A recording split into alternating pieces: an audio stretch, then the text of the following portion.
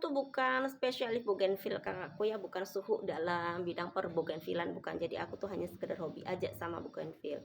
Kalau ditanya tipsnya apa gitu, supaya sambungan ini berhasil, aku nggak punya tip khusus kakakku ya. Aku sampaikan aja apa yang selama ini aku lakukan gitu aja kakakku ya.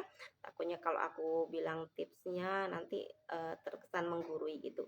Jadi kita sama-sama belajar kakak. Aku juga masih banyak kok ngikutin mereka-mereka yang katanya spesialis bougainville gitu kakakku ya. Jadi kita sama-sama aja belajar.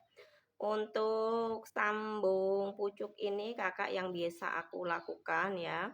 Pertama aku entrestnya pilihnya pakai yang ini yang muda kakak. Yang muda tapi belum nggak muda-muda amat gitu kakakku ya. Ininya muda, entrestnya muda, batang pokoknya juga yang muda. Terus ujungnya dibuang aja. Kalau aku dibuang. Ini ya ujung bagian pucuknya dibuang. Ini terus burofi ya kakak ya. Jadi di ujungnya benar-benar pipih sayang.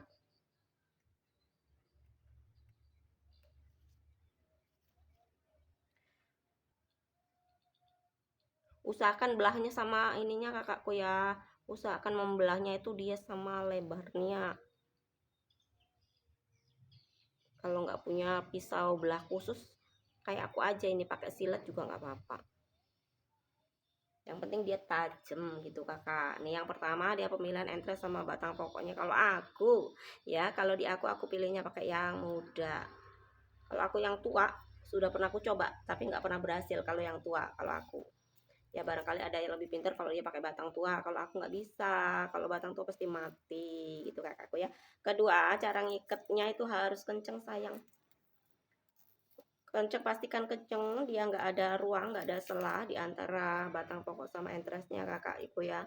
Tapi jangan-jangan terlalu kenceng juga ya, jangan kenceng banget sampai dia terlalu neken gitu, jangan juga ya kakakku. Yang penting dia sudah nggak ada rongga ya, nggak ada ruang di antara dua ini, di antara dua sambungan batang atas sama batang bawahnya. Itu yang kedua. Itu aja sih sebenarnya. Yang ketiga, kalau sambung pucuk itu tempatkan di tempat teduh kakak, jangan di tempat yang panas. Walaupun dia pakai sungkup kakakku ya, walaupun sungkup, pakai sungkup atau tanpa sungkup, sebaiknya ditempatkan di tempat teduh. Apalagi kalau tanpa sungkup ya. Kalau aku biasanya nggak pakai sungkup, tapi kadang pakai sungkup kadang enggak gitu. Jadi kalau dia tanpa sungkup memang harus ditempatkan yang tempat teduh, nggak bisa agak panas sedikit itu nggak bisa ya. Walaupun pakai sungkup pun sebaiknya di tempat teduh juga gitu kakakku ya.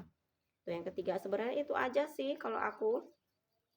Nggak ada ya tips-tips lain supaya dia hidup, itu enggak. Tapi kalau kakak mau kemungkinan hidupnya lebih besar, bagusan disungkup ya, bagusan disungkup karena kemungkinan hidupnya dia lebih besar kakakku. Resiko penguapannya lebih kecil dia kalau pakai sungkup gitu kakak ya. Silakan dicoba lagi, dicoba aja terus kakak sampai berhasil. Aku juga nyambung pucuk kayak gini nggak 100% berhasil loh kakak ya, tetap aja ada yang mati kok ya. Bukan berarti aku biasa sambung pucuk kayak gitu pasti berhasil, nggak, pasti tetap aja ada kemungkinan matinya, resiko matinya juga ada ya. Kadang kita nyambungnya satu batang itu dua dua sambungan sekaligus gitu ya, satu hidup satu mati bisa juga, apalagi kalau tanpa sungkup ya gitu kakakku ya. Aku punya tip khusus, jadi itu aja yang aku lakukan selama ini. Dia pilihnya batangnya yang muda, terus ngikatnya dia kenceng, ditempatkan di tempat teduh. Bisa di bawah pohon boleh juga kakak ya. Kalau kena air nggak masalah, nggak apa-apa. Kena hujan nggak masalah. Ini kesiram misalnya ya, kesiram air gitu pas kita nyiram nggak masalah kakakku. Yang penting dia di tempat teduh gitu aja kakakku ya. Bagusan disungkup. Kalau ini aku nggak pakai sungkup ya.